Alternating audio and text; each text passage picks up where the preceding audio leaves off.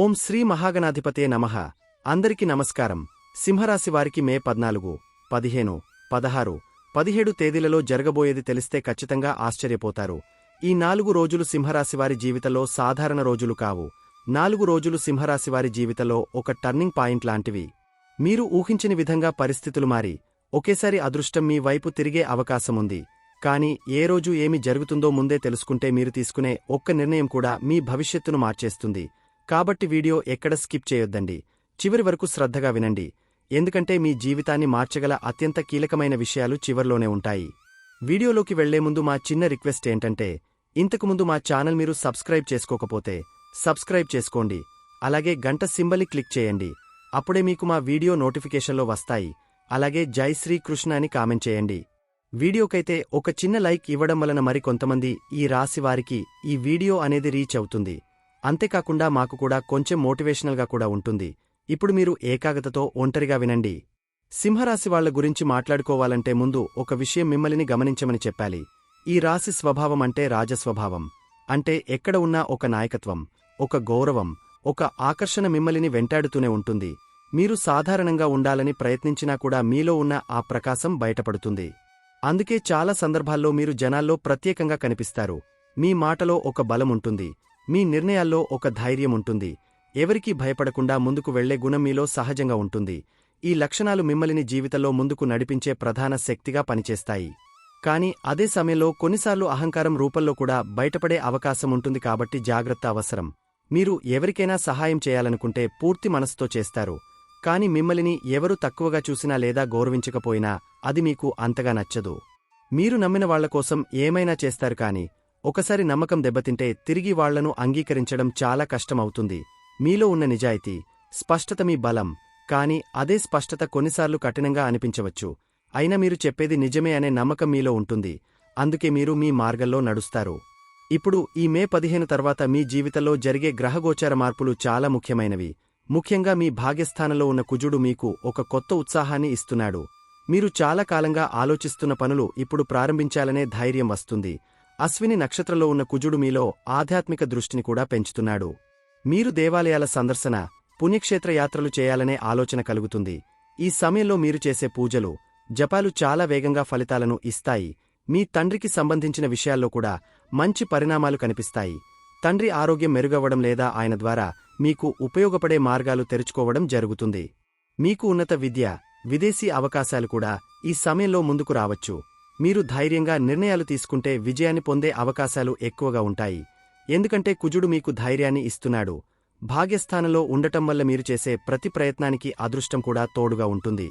అలాగే మే 15 తర్వాత సూర్యుడు మరియు బుధుడు మీ కర్మస్థానంలోకి రావడం మీ జీవితంలో ఒక పెద్ద మలుపు లాంటిది.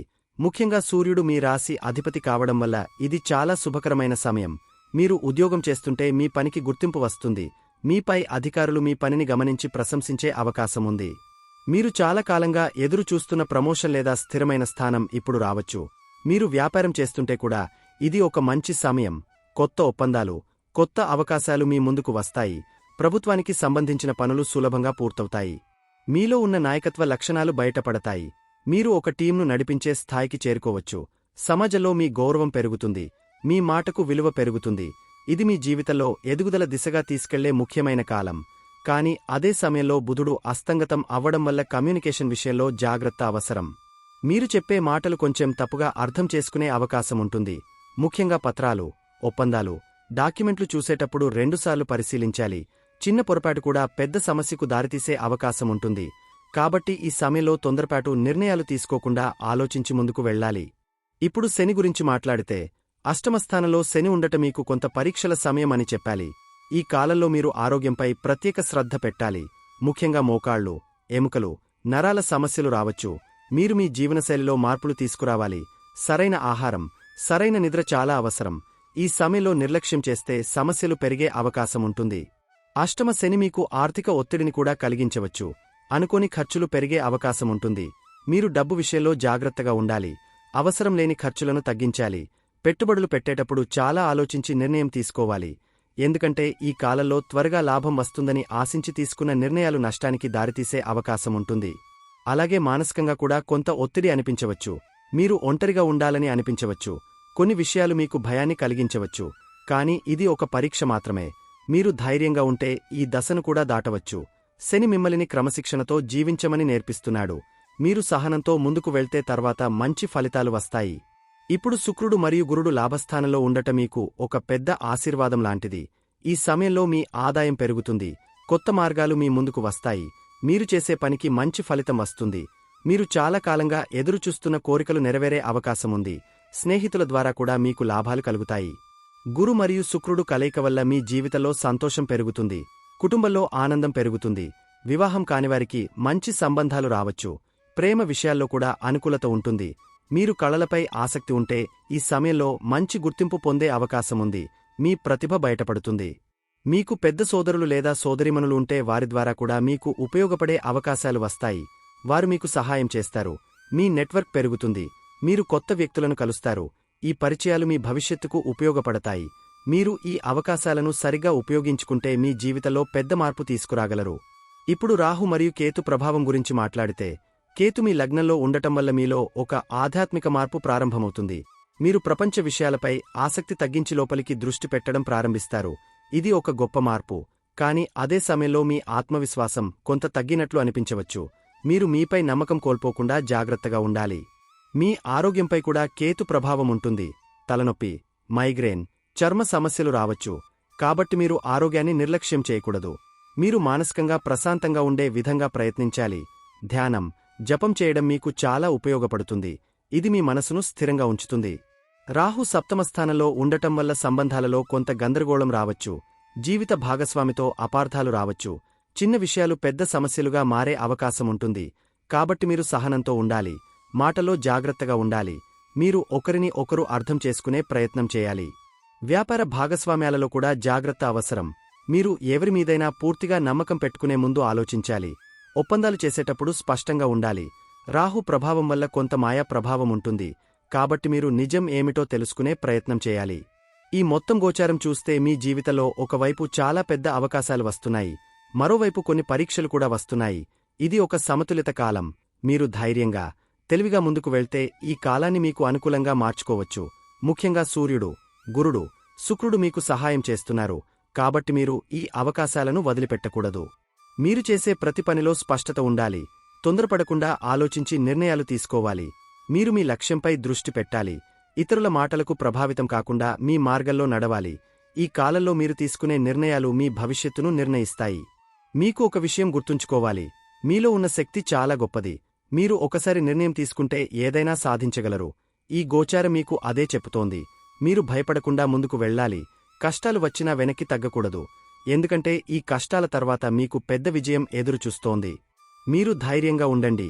ఆత్మవిశ్వాసంతో ముందుకు వెళ్ళండి. మీకు దేవుని ఆశీర్వాదముంది, గ్రహాల అనుగ్రహముంది. మీరు చేసే ప్రతి మంచి పనికి మంచి ఫలితం వస్తుంది. మీరు మీ జీవితాన్ని మీరు మార్చుకునే శక్తి మీలో ఉంది. ఈ కాలాన్ని ఉపయోగించుకుని మీ లక్ష్యాలను సాధించండి. మీరు ఖచ్చితంగా విజయాన్ని అందుకుంటారు. సింహరాశివారికి ఈ మే 14, 15, 16, 17 తేదీలు సాధారణమైన రోజులు కావు అని మొదట మీకు చెప్పాలి. ఈ 4 రోజుల్లో చంద్రుడు అష్టమం నుండి భాగ్యమీదుగా కర్మస్థానం వరకు చేసే ప్రయాణం మీ జీవితంలో ఒక చిన్న ప్రయాణం కాదు. ఇది ఒక మార్పు, ఒక పునఃప్రారంభం, ఒక శక్తి మార్పిడి లాంటిది. మొదట కొంత ఒత్తిడి, అనిశ్చితి, భయం ఉన్నట్టు అనిపించిన తర్వాత ఒక్కసారిగా మీలో ధైర్యం పెరిగి చివరికి మీరు చేసే పనుల్లో విజయం కనిపించే విధంగా ఈ గోచారం పనిచేస్తుంది. అందుకే ఈ 4 రోజులు మీరు ఎలా స్పందిస్తారో అదే మీ ఫలితాలను నిర్ణయిస్తుంది. మే 14 ఉదయం వరకు మీలో ఒక విచిత్రమైన ఆలోచనలు, అనవసరమైన భయాలు, కొంత గందరగోళముండే అవకాశముంది. ఎందుకంటే చంద్రుడు అష్టమ స్థానంలో రేవతి నక్షత్రంలో ఉన్నాడు. ఈ సమయంలో మీరు ఎక్కువగా ఆలోచిస్తారు. చిన్న విషయానికే పెద్దగా స్పందించే అవకాశముంటుంది. కుటుంబంలో కూడా కొంత అసౌకర్యం అనిపించవచ్చు. కాని రాత్రి 10:34 తర్వాత పరిస్థితి పూర్తిగా మారుతుంది. చంద్రుడు మేషలోకి అడుగుపెడితే మీలో ఒక కొత్త శక్తి ప్రవేశిస్తుంది. ఆ రాత్రి నుండి మీలో ఒక కొత్త ఉత్సాహం, కొత్త ఆశ, కొత్త దిశ కనిపిస్తుంది. మీరు ముందుగా అనుకున్న పనులను తిరిగి మొదలుపెట్టాలనే ధైర్యం వస్తుంది. కుటుంబంలో కూడా సంతోషం తిరిగి వస్తుంది. మీరు మాట్లాడే మాటల్లో స్పష్టత పెరుగుతుంది. మీరు తీసుకునే నిర్ణయాల్లో ధైర్యం కనిపిస్తుంది. ఇది మీకు ఒక ఊపిరి పీల్చుకునే సమయం. మీలో ఉన్న నెగటివ్ భావనలు ఒక్కొక్కటిగా తగ్గిపోతాయి. ఆర్థికంగా చూస్తే మే 14 చాలా ముఖ్యమైన రోజు. ఎందుకంటే శుక్రుడు లాభస్థానంలోకి ప్రవేశిస్తున్నాడు. అంటే మీరు చాలా కాలంగా ఎదురుచూస్తున్న డబ్బు లేదా లాభం ఈ సమయంలో రావచ్చు. మీరు చేసిన కష్టానికి ఫలితం కనిపించడం ప్రారంభమవుతుంది. స్నేహితుల ద్వారా లేదా పరిచయాల ద్వారా కూడా మీకు లాభం వచ్చే అవకాశముంది. మీరు ఈ అవకాశాలను సరిగా ఉపయోగించుకుంటే మీ ఆర్థిక స్థితి బలపడుతుంది. మే 15 రోజు మీకు ఒక ఆశీర్వాదం లాంటిది. ఆ రోజు చంద్రుడు భాగ్యస్థానంలో ఉండటమే కాకుండా సూర్యుడు కర్మస్థానంలోకి రావడం మీ జీవితంలో ఒక పెద్ద మార్పును సూచిస్తుంది. మీరు ఉద్యోగంలో ఉంటే మీ పనికి గుర్తింపు వస్తుంది. మీపై అధికారులు మీ పనిని మెచ్చుకుంటారు. మీరు చాలా కాలంగా ఎదురు చూస్తున్న అవకాశాలు ఇప్పుడు మీ ముందుకు వస్తాయి. మీరు ధైర్యంగా ముందుకు వెళ్తే విజయాన్ని అందుకోవచ్చు. కుటుంబ జీవితం కూడా ఈ రోజు చాలా మంచిగా ఉంటుంది. మీరు పెద్దల ఆశీర్వాదం పొందే అవకాశముంది. తండ్రికి సంబంధించిన మంచి వార్తలు వినే అవకాశముంది. మీరు కుటుంబంతో కలిసి ధార్మిక కార్యక్రమాలు చేయాలనే ఆలోచన కలుగుతుంది. ఇది మీకు మానసికంగా ప్రశాంతతను ఇస్తుంది. కుటుంబ సభ్యుల మధ్య బంధం మరింత బలపడుతుంది. ఆరోగ్యపరంగా చూస్తే మే 14 ఉదయం వరకు కొంత జాగ్రత్త అవసరం. కానీ మే 15 నుండి మీరు క్రమంగా మెరుగవుతారు. మీలో శక్తి పెరుగుతుంది. మీరు మానసికంగా కూడా బలంగా అనిపిస్తుంది. మీరు ఈ సమయంలో ధ్యానం లేదా ప్రార్థన చేయడం వల్ల ఇంకా మంచి ఫలితం పొందవచ్చు. ఇది మీ మనసును స్థిరంగా ఉంచుతుంది. ఉద్యోగస్తులకు మే 15 మరియు 17 రోజులు చాలా ముఖ్యమైనవి. మీరు ఈ రోజుల్లో తీసుకునే నిర్ణయాలు మీ కెరీర్ను ముందుకు నడిపిస్తాయి.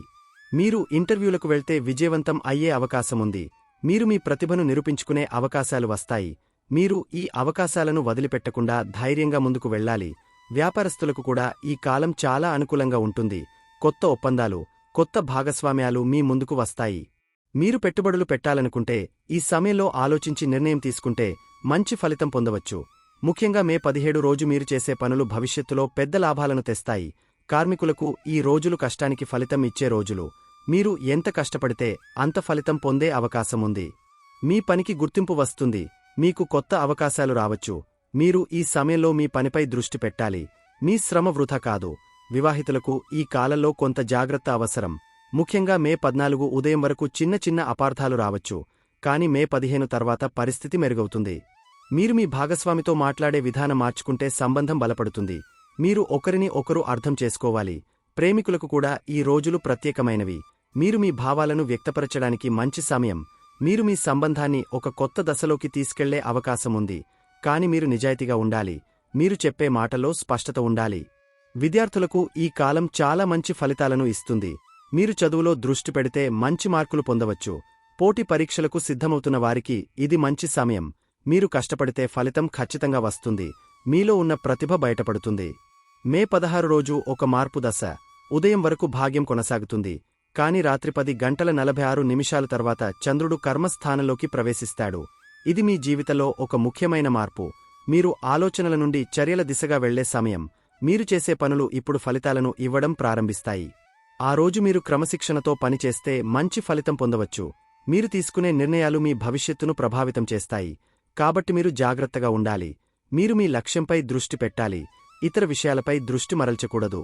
మే 17 రోజు మీకు ఒక గొప్ప అవకాశం. ఆ రోజు చంద్రుడు ఉచ్చ స్థితిలో కర్మస్థానంలో ఉండటం వల్ల మీరు చేసే పనులు విజయవంతం అయ్యే అవకాశం చాలా ఎక్కువ. మీరు ఈ రోజు తీసుకునే నిర్ణయాలు మీ జీవితాన్ని మార్చే అవకాశముంది. మీరు ఈ అవకాశాన్ని వదిలిపెట్టకూడదు.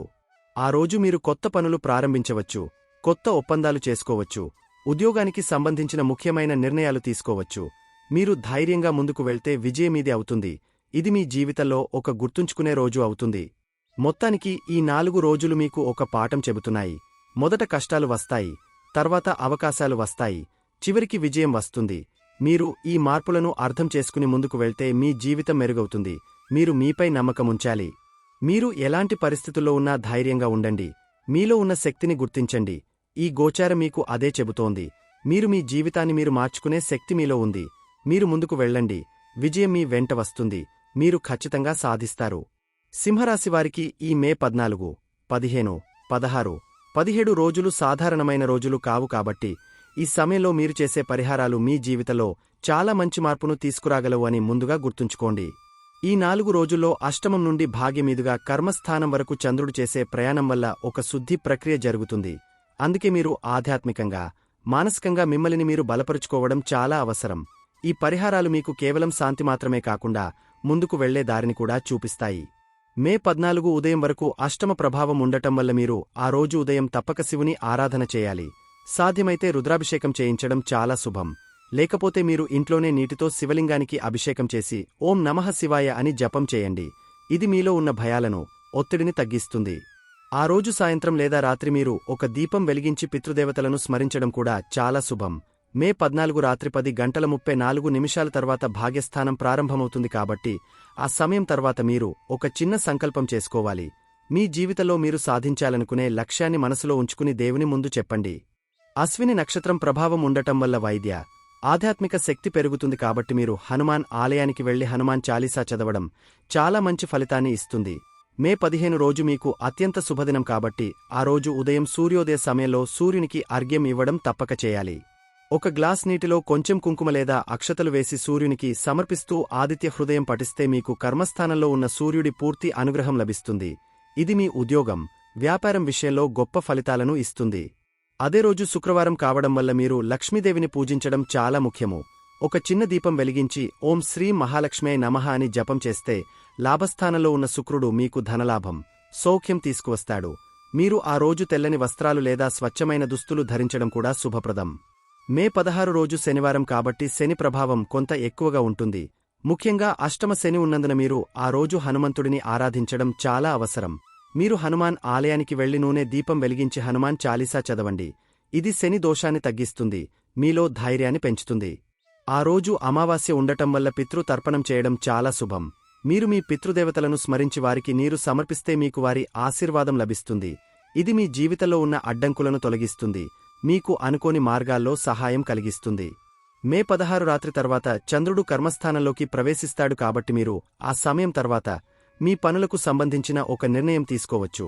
కాని ముందు దేవుని ఆశీర్వాదం తీసుకుని ముందుకు వెళ్ళాలి. మీరు ఒక చిన్న దీపం వెలిగించి మీ ఇష్టదైవాన్ని ప్రార్థిస్తే మీకు మంచి ఫలితం వస్తుంది. మే 17 రోజు ఈ 4 రోజుల్లో అత్యంత శక్తివంతమైన రోజు కాబట్టి మీరు ఆ రోజు తప్పక సూర్యుని ఆరాధన చేయాలి. సూర్యోదయం సమయంలో అర్ఘ్యమిచ్చి ఆదిత్య హృదయం చదవండి. ఇది మీకు కీర్తి, గౌరవం, విజయాన్ని తీసుకువస్తుంది. మీరు ఆ రోజు కొత్త పనులు ప్రారంభిస్తే అవి విజయవంతం అయ్యే అవకాశం చాలా ఎక్కువ. ఆ రోజు మీరు గోమాతకు ఆహారం పెట్టడం లేదా పేదవారికి అన్నదానం చేయడం చాలా శుభప్రదం. ఇది మీ కర్మఫలాన్ని మెరుగుపరుస్తుంది, మీకు అనుకోని విధంగా లాభాలను తీసుకువస్తుంది. మీరు చేసే చిన్న సహాయం కూడా పెద్ద ఫలితాన్ని ఇస్తుంది. ఈ 4 రోజుల్లో ఒక ముఖ్యమైన పరిహారం ఏమిటంటే మీరు ప్రతిరోజూ ఉదయం లేదా సాయంత్రం కొంత సమయం తీసుకుని ధ్యానం చేయడం, మీ శ్వాసపై దృష్టి పెట్టడం. ఇది మీ మనసును ప్రశాంతంగా ఉంచుతుంది, మీ నిర్ణయాలు స్పష్టంగా ఉండేలా చేస్తుంది. మీరు ఈ చిన్న అలవాటును కొనసాగిస్తే మీ జీవితం మారుతుంది. మీరు ఈ 4 రోజుల్లో ఎవరిని బాధపెట్టకుండా, ఎవరితోనూ వాగ్వాదం చేయకుండా ఉండటానికి ప్రయత్నించాలి. ఇది కూడా ఒక పెద్ద పరిహారం, ఎందుకంటే మీ మాటలు మీ ఫలితాలను ప్రభావితం చేస్తాయి. మీరు శాంతంగా, సంతోషంగా ఉంటే గ్రహాల అనుగ్రహం మరింతగా మీపై పడుతుంది.